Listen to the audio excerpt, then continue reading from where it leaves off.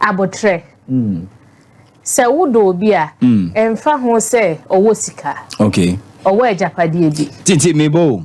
explain odo sani awote asefa ye ka se odo sani me meti asefa na mechi okay emfa ho se nipa no owo bibiye ana woni bibiye odo de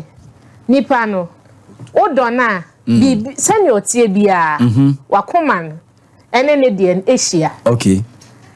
se wo do nipa ne pa de a emfa ho se oda abonten obeda bia boa no oni ni nyina beka abomada ho okay okay ti nema miensa ben na wo be hwa ansa na waware me de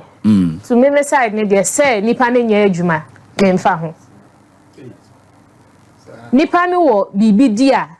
baby obeda ho na me meda di obedi en na medi baby obetena metina ho na obetena ena de toso nso no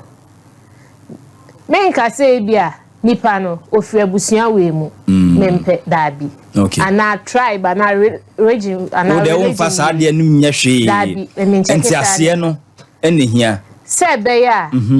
da chi bi ne enkonko ka se abaye ko se nipam okay ebia na metie me asantini obi ye grusini okay dabi mempe no okay me fellow asantini eno de me side neni me side okay ye nyina ye enianom baako o hwe ye group SOMPA extra ya eye obi a ofri ye nyina ye free baabi ahodo ene ye den ye wo group nim yeah but ene me free oboase na eba yeah me nua be free baabi foforo yeah so for agbaji free baabi foforo but ye nyina no ya kan ho abom se yeah nipa baako mba okay nti enya de se me side ne de me se nipa okay all right